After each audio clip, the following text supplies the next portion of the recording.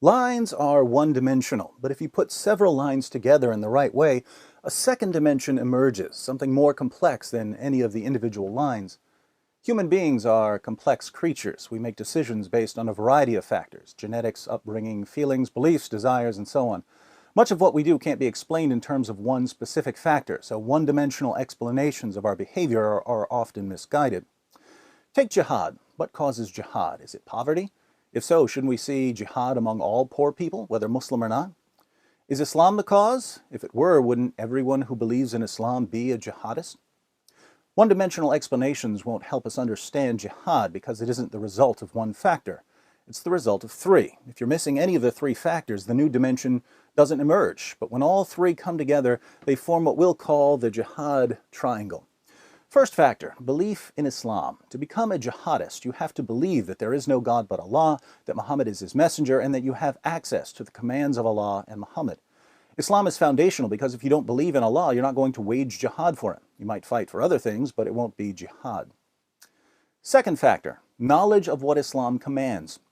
You can believe in Islam without knowing that Allah commands Muslims to fight those who do not believe in Allah, or that Muhammad declared, "I've been ordered to fight people till they say there is no God but Allah." When I quote these passages to westernized Muslims, they generally have no clue what I'm talking about, even though I'm quoting Allah and Muhammad. But the jihadist is familiar with these kinds of passages, so jihadists aren't merely Muslims. They're Muslims who know that they've been commanded to violently subjugate unbelievers. Third factor, obedience. The world is filled with people who choose the path of least resistance, people who do whatever makes them feel most comfortable.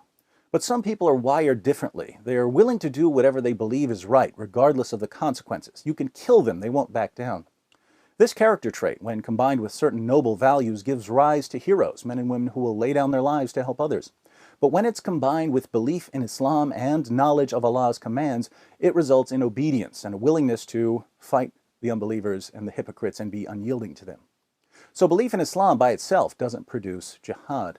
Knowledge of what Islam teaches by itself doesn't produce jihad. Obedience by itself doesn't produce jihad. Any two of these factors combined without the third won't produce jihad. You can believe in Islam and be thoroughly willing to obey Allah as long as you don't know that He commands you to wage jihad. You can believe in Islam and know that Allah commands you to wage jihad as long as obeying Allah isn't a priority. You can know what Allah commands and be the sort of person who's willing to lay down his life for what he believes, as long as you don't believe in Islam. Once we understand that the triangle requires all three sides, we can start to answer some of the more common questions about Islam and violence. For instance, we often hear the question, if Islam is violent, why are there so many peaceful Muslims? Well, most Muslims in the West only have one of the three sides. They have belief in Islam, but they don't know what Islam teaches, and even if you tell them what Islam teaches, they're not going to obey if it's something they don't like. My conversations with westernized Muslims usually go something like this. The Muslim says, "Islam is a religion of peace." I respond by quoting a bunch of passages from the Quran. Then the Muslim says, "You're ignoring the context," so I take him through the context. At that point, he calls me an Islamophobe and says there's no point in talking to me.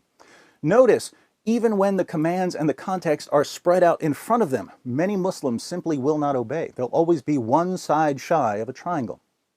Another common confusion surrounds the issue of radicalization. How many times have we heard, "He was such a polite boy growing up. We don't understand how he ended up with a group like ISIS." It's actually pretty straightforward. You see, either he was raised with one of the three sides, belief in Islam, or he acquired the belief side through conversion. Either way, having the belief side opens the door for the recruiter to start working on the other two sides. You think Allah wants you to live in peace with unbelievers? You got that idea from the unbelievers, not from Allah. Let me show you what Islam really teaches. With the second side firmly in place, the recruiter then shifts his attention to obedience. You think you get to pick and choose which of Allah's commands you obey, as if our religion is some sort of lunch buffet? Allah demands complete submission, and if you don't obey, you're not a real Muslim. You're going to hell.